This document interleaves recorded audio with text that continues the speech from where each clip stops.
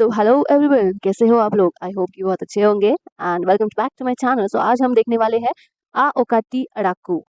तो मूवी की शुरुआत में हम गणेश नाम के एक आदमी को देखते हैं और उसके परिवार को देखते हैं, जो सभी गणेश के लिए लड़की देखने जा रहे हैं। गणेश के परिवार में उसकी माँ, भाई और उसकी एक भतीजी होती है, जो सभी कुछ देर से सफर कर रहे होते हैं।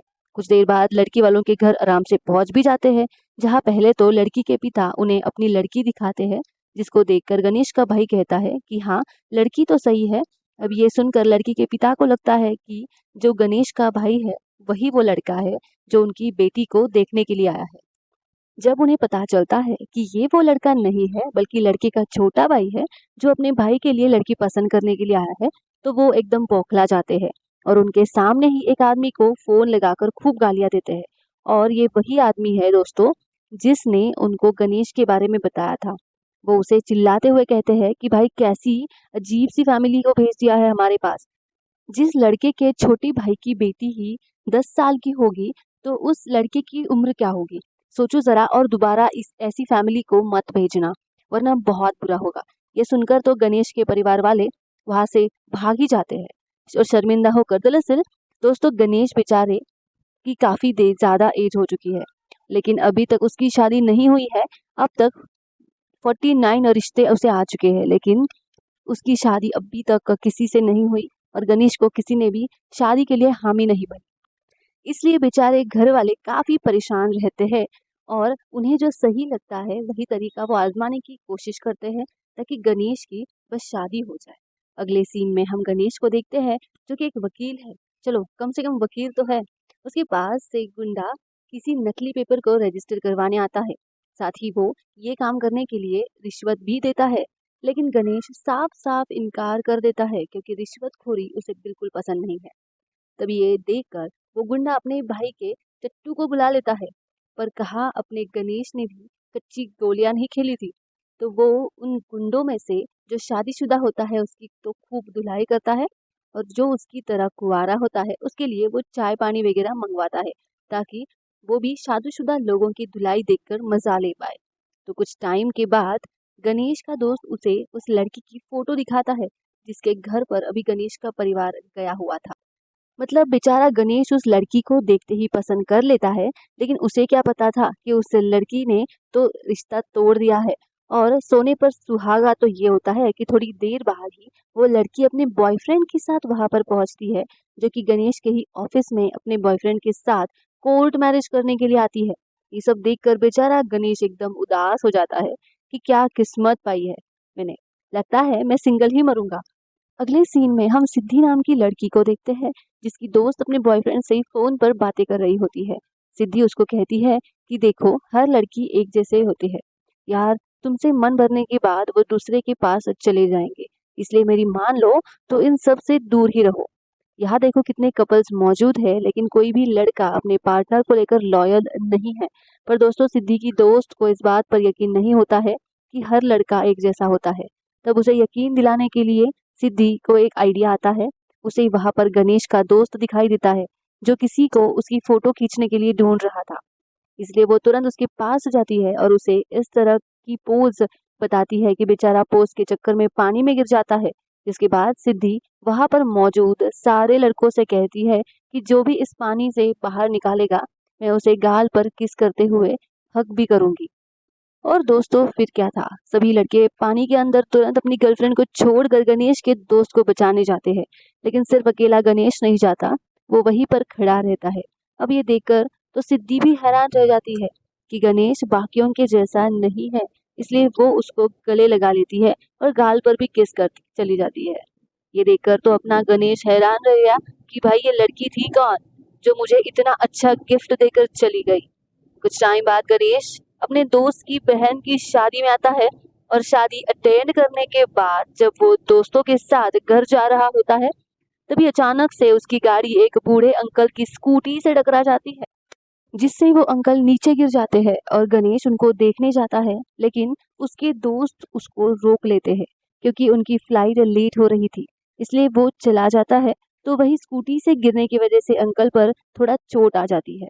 अगले दिन होता यह है कि गणेश अपनी माँ के कहने पर पड़ोस की महिला के घर पर जाता है, जो रिश्ते वगैरह लाने का काम करती है।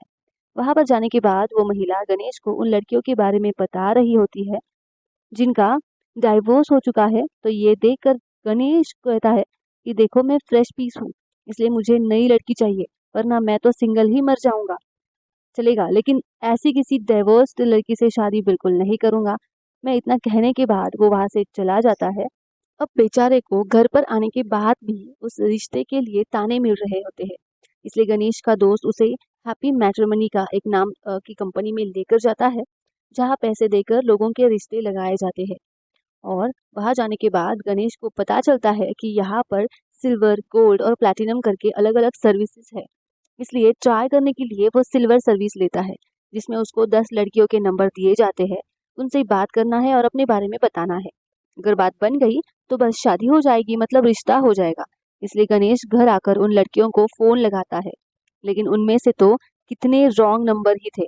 कितनी लड़कियां तो ऐसी होती है जिनके 2-3 बच्चे भी है।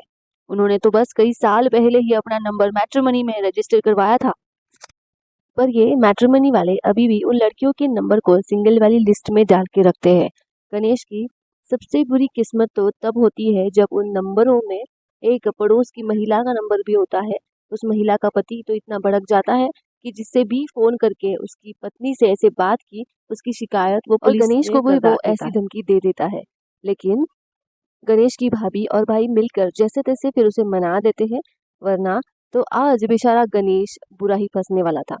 अब गणेश को थोड़ा गुस्सा आता है कि वो उसकी शिकायत करने मैट्रिमोनी ऑफिस जाता है, लेकिन वहाँ के स्टाफ उसे अपनी बातों में बहलाकर गोल्ड सर्विस पकड़ा देते हैं कि इसमें तुम्हें 10 लड़कियों से फेस टू फेस मिल पाओगे, अगर कोई जमे तो रिश्ता पक्का कर लेना। ये सर्विस पूरे 25,000 की होती है, लेकिन फिर भी अब शादी करनी है तो गणेश उसके लिए भी मान जाता है। और उसकी सबसे पहली लड़की होती है सिद्धि। वो भी गोल्ड सर्विस लेकर आई थी, और उसका भी 10 में से पहला लड़का होता है गणेश। अब गणेश तो उसे पहली बार देखकर शादी का प्रस्ताव रख देता है, पर सिद्धि कहती है देखो अभी मेरे पास 9 ऑप्शंस है, सभी को ट्राई करने के बाद मैं तुम्हें जवाब दूंगी। अब ये सुनकर तो गणेश हैरान हो जाता है कि भाई बड़ी अजीब लड़की है, ये ऐसे थोड़ी ना बात होती है। अरे ना कहना है तो डायरेक्ट कह दो। एक बार रिजेक्ट हो जाता है तो हाफ सेंचुरी हो जाती रिजेक्ट होने में। लेकिन गणेश हाँ से सिद्धि का पीछा करना शुरू कर देता है, ये जानने के लिए कि वो किस लड़के को पसंद करती है। लेकिन सिद्धि एक एक करके सभी लड़कों को रिजेक्ट कर देती है। अब ये देखकर गणेश बहुत खुश हो रहा था कि बस जल्दी से सभी रिजेक्ट हो जाए तो मेरा नंबर आ जाएगा। पर इससे पहले सिद्धि उसे कुछ कहती, तभी गणेश को हॉस्पिटल से फोन आता है कि उसकी माँ की तबीयत ज़्यादा खराब हो चुकी है। गणेश तुरंत हॉस्पिटल पहुंचता है, पर यहाँ पर हैरानी वाली बात ये थी कि उस हॉस्पिटल में उस अंकल का भी एडमिट किया होता है, जिसकी स्कूटी की टक्कर गणेश की गाड़ी से हो गई थी उस दिन। अब अंकल गणेश को देखकर अपने परिवार वालों को कुछ बताना चाह रहे होते हैं, लेकिन हालत खराब होने की वजह से वो कुछ नहीं कह पाते। तो वही गणेश की माँ उसे कहती है कि देखो मेरी जिंदगी का कोई भरोसा नहीं है बेटा, मरने से पहले मैं बस तुम्हारी शादी देखना चाहती हूँ। कोई दूसरी लड़की ना मिले तो उसे डिवोर्स वाली लड़की से ही शादी कर लो।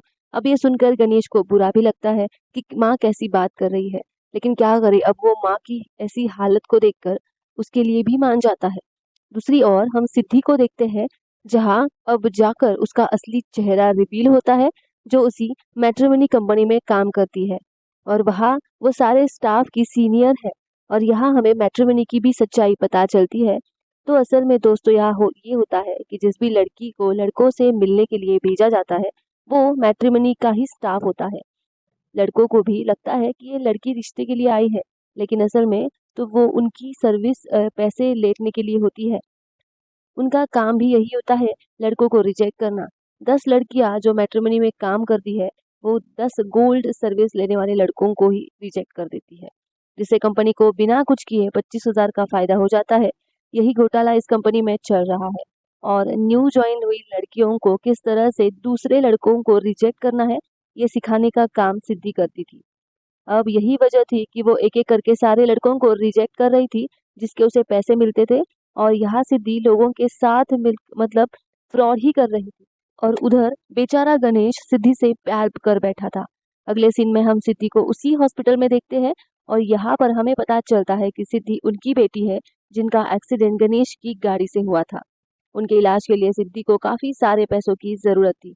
उन्हीं ज़रूरत को पूरा करने के लिए सिद्धि मैट्रिमोनी से जुड़ी, क्योंकि इस काम के लिए उसे काफ़ी सारे पैसे मिलते थे बहुत ही जल्दी। और यही वजह है कि वो लोगों के साथ फ्रॉड कर रही थी ताकि अपने पिता को बचा पाए। अगले सीन में गणेश अपने दोस्त और उसकी बहन के साथ पुलिस स्टेशन आता है, जिसके कुछ दिनों पहले शादी हुई। और वो तीनों यहाँ आकर उस लड़की के पति के बारे में रिपोर्ट दर्ज करवाते हैं और कि वो कुछ दिनों से लापता है। पर जैसे ही पुलिस ऑफिसर उस लड़की के पति की फोटो देखता है, वो एकदम हैरान और गणेश और बाकियों को बताता है कि ये तो एक नंबर का फ्रॉड आदमी है। इसकी अब तक 6 शादियां हो चुकी है। ये लड़कियों को फंसाकर शादी करता है, फिर उनको लूटकर भाग जाता है। हम तो कब से इस आदमी का पीछा कर रहे हैं। अब ये सुनकर गणेश को चक्कर आने लगते हैं। वो ऑफिसर को बताता है कि इसके बारे में तो हमें मैट्रिमोनी वालों ने ही बताया था, वहीं से तो शादी हुई थी इसकी। अब ऑफिसर समझ जाता है कि जरूर इस मैट्रिमोनी सर्विस में ही कुछ घोटाला चल रहा है। इसका पता ना लगाना होगा। जल्द से जल्द अगले सीन में गणेश को वही फ्रॉड आदमी मॉल में दिखाई देता है। गणेश को देखकर वो आदमी वहां से तुरंत भागने की कोशिश करता है, पर गणेश भी कहा उसका पीछा छोड़ने वाला था, उसको पकड़कर सीधा पुलिस के हवाले कर देता है। कुछ समय बाद गणेश की माँ उसे फोन करती है कि देखो बेटा, मैंने पंडित जी से बात की है। उन्होंने बताया कि अगर 25 दिन में तुम्हारी शादी नहीं हुई तो तुम हमेशा के लिए कुंवारे रह जाओगे, इसलिए जल्द से जल्द उसी डाइवोर्स वाली लड़की से शादी कर लो। ये सुनकर गणेश फिर से परेशान हो जाता है और इसके बारे में वो सिद्धि को भी बता देता है। सिद्धि फिर एक प्लान बनाती है और गणेश की होने वाली पत्नी बनकर वो उसके घर आ जाती है, ताकि गणेश की माँ की टेंशन कुछ दिनों के लिए खत्म हो जाए, जिससे वो भी ठीक हो जाएंगी और इससे गणेश का वो जो डाइवोर्स वाली लड़की है उससे भी रिश्ता टूट जाएगा। तब लड़की को देखकर गणेश के घर वालों के साथ साथ पूरे मोहल्ले के लोग भी बड़े खुश हो जाते हैं, क्योंकि गणेश की शादी काफी टाइम के बाद हो रही है। गणेश की माँ तो हद से ज्यादा खुश होती है। वो तो सिद्धि को अपनी बहू मानकर उसे शगुन के पैसे और साड़ी तक दे देती है। अब ये सारी चीजें देखकर सिद्धि को भी काफी अच्छा लगता है। तब गणेश को सिद्धि को बताती है कि गणेश बहुत ही अच्छा लड़का है बेटा। जब वो काफी कम एज का था ना, तभी उसके पिता चल बसे। घर का बड़ा बेटा होने की वजह से सारी जिम्मेदारी उस पर आ गई और उसने अपनी ये जिम्मेदारी बखूबी निभाई। मेहनत करके गणेश ने अपने पिता का कर्ज चुकाया और हमको एक अच्छा परिवार दिया। यहाँ तक कि पहले उसने अपने छोटे भाई की शादी करवाई और इन्हीं चक्रों में उसकी एज कुछ ज्यादा हो गई और हर लड़की ने मेरे बेटे को रिजेक्ट कर दिया। लेकिन अब तुम आ गई हो ना, सब कुछ ठीक हो जाएगा। ये सुनकर सिद्धि काफी बुरा लगता है और अब तो सच में गणेश को वो पसंद करने लगती है। इसके बारे में वो गणेश को भी बता देती है कि हाँ, तुमसे शादी करने के लिए मैं तैयार हूँ। गणेश भी खुशी से नाचने लगता है। लेकिन अब अगले सीन में गणेश को सिद्धि काफी परेशान दिखाई देती है। वो उससे परेशानी का कारण पूछता है तो सिद्धि उसे अपने पिता की वीडियो दिखाकर कहती है, मेरे पिता हॉस्पिटल में एडमिट है, उनके इलाज के लिए मुझे लाखों रुपयों की जरूरत है, लेकिन मेरे पास पैसे नहीं है। गणेश जब उसके पिता को देखता है तो वो बिल्कुल हैरान था कि ये तो वही अंकल है जो मेरी गाड़ी से टकरा गए थे, पर मैंने तो उनको जब देखा था इतनी चोट नहीं लगी थी। जरूर मेरे वहां से जाने के बाद कोई दोबारा किसी ने उनको टक्कर मारी होगी, लेकिन कुछ भी हो इलाज तो करवाना जरूरी था। इसलिए वो घर आकर सभी को इसके बारे में बताता है, जिस पर गणेश की भाभी गाड़ी खरीदने के लिए जितनी भी सेविंग उन्होंने की थी वो सारी गणेश को दे देती है ताकि सिद्धि के पिता का इलाज हो पाए। लेकिन गणेश वो सारे पैसे लेकर सिद्धि को दे देता है। अगले सीन में गणेश को पता चलता है कि उसकी दोस्त की बहन ने अपने पति के धोखे से तंग आकर खुद को जान दे दी है। ये सब कुछ उन मैट्रिमनी वालों की वजह से हुआ है। गणेश को काफी बुरा लगता है कि कैसे पैसों के चक्कर में लोग दूसरों की जिंदगियों से खिलवाड़ कर रहे हैं। अगले दिन न्यूज में बताया जा रहा था कि सिद्धि नाम की एक लड़की ने कई सारे लड़कों के साथ फ्रॉड किया है। वो लड़कियों को फंसा कर उनमें अपने पिता के इलाज के लिए लाखों रुपए मांगती है, जो कि असल में उसके पिता है ही नहीं। मैट्रिमनी कंपनी के मालिक ने साफ कह दिया था कि ये सिद्धि की शिकायत पुलिस में करेंगे ताकि सिद्धि को फ्रॉड के लिए कड़ी से कड़ी सजा हो पाए। अब ये सुनकर तो गणेश और उसका पूरा परिवार शॉक में पड़ जाता है कि ये क्या हो गया। सिद्धि ने तो उन्हें बर्बाद कर दिया। ये लड़के तो एक नंबर की फ्रॉड निकली। गणेश पूरे गुस्से के साथ सिद्धि से मिलने जाता है ताकि वो उससे इन सब चीज़ों का जवाब मांगे। तब सिद्धि कहती है कि हाँ, वो मेरे पिता नहीं है। उस रात गलती से मैंने अंकल को अपनी गाड़ी से टक्कर मार दी थी, इसलिए मैं उन्हें हॉस्पिटल लेकर आ गई, जहाँ उनके इलाज के लिए 10 लाख रुपए की ज़रूरत थी। बचपन में ही मेरे माता-पिता एक कार दुर्घटना में चल बसे थे, इसलिए मैं उन अंकल को मरने नहीं देना चाहती थी। हाँ, माना मेरा तरीका थोड़ा गलत था, लोगों की भावनाओं से मुझे नहीं खेलना चाहिए था एंड इस चीज़ का मुझे एहसास भी है। मुझे तब हुआ जब मैं तुम्हारे परिवार से मिली। तभी मैंने फैसला कर लिया था कि ये काम मैं छोड़ दूँगी। उसी दिन से मैंने अपने बॉस को कह दिया था कि अब से मैं यह काम नहीं करूँगी और कंपनी के फ्रॉड को सबके सामने भी लाने की कोशिश करूँगी, ताकि कोई और मैट्रिमोनी का शिकार ना हो जाए। इसलिए बॉस ने मुझे ही फँसा दिया और मेरे काम को गलत तरीके से न्यूज़ में दिखाकर असल कारण को छुपा दिया। ये सुनकर गणेश और भी हैरान हो जाता है कि सिद्धि खुद की गलती को सुधारना चाहती थी, लेकिन कंपनी के मालिक ने उसकी इज्जत उछाल दी। इसलिए वो डिसाइड करता है कि चाहे कुछ भी हो जाए, सिद्धि की इज्जत वापस लाकर वो रहेगा। अब गणेश और सिद्धि के साथ पुलिस ऑफिसर के पास जाकर उन्हें मैट्रिमनी वालों की असली करतूत के बारे में बता देता है। इसलिए ऑफिसर तुरंत मैट्रिमनी वालों पर केस कर देता है और इस केस को भी गणेश ही लड़ने आता है, क्योंकि वो वैसे भी वकील है। वही कंपनी का जो मालिक होता है, वो जज से कहता है कि सिद्धि ने अपने फायदे के लिए फ्रॉड किया। इसका ये मतलब नहीं कि आप कंपनी और उसके मालिक पर सवाल उठाएं। लेकिन गणेश कहता है कि ये झूठ है। मैंने खुद उस मैट्रिमनी की सर्विस यूज की है। ऐसी लड़कियों के नंबर वहां मिलते हैं जिनके 4-4 बच्चे हो चुके हैं। ये फ्रॉड नहीं तो और क्या है। वो सबूत के तौर पर वहां मैट्रिमनी में काम करने वाली सारी लड़कियों को बुला लेता है, जो सिद्धि के साथ हुए मैट्रिमनी का कच्चा चिट्टा खोल कर रख देती है। वो सारे लोग सर्विस का असली कारण जज को बताते हैं। उसी के साथ-साथ ऑफिस के कैमरा की सीसीटीवी फुटेज भी उनके पास होती है, जिसमें मालिक स्टाफ मेंबर्स को फ्रॉड करना सिखा रहा होता है। बस फिर क्या, ये देखकर तो जज तुरंत फैसला कर देते हैं कि तमाम सबूतों और गवाहों को मद्देनजर रखते हुए अदालत ये फैसला सुनाती है कि जितने भी लोगों का इस कंपनी के जरिए पैसों का नुकसान हुआ है, उसे कंपनी को भरना होगा। कंपनी का लाइसेंस जब्त किया जाता है और उसी के साथ मालिक को 7 साल की गैर जमानत सजा दी जाती है। साथ ही सिद्धि के ऊपर लगाए गए सारे आरोपों को खारिज किया जाता है। ये सुनकर गणेश और बाकी सारे लोग एकदम ज़्यादा खुश हो जाते हैं और इसी हैप्पी एंडिंग के साथ ये मूवी यहाँ पर ख़त्म होती है।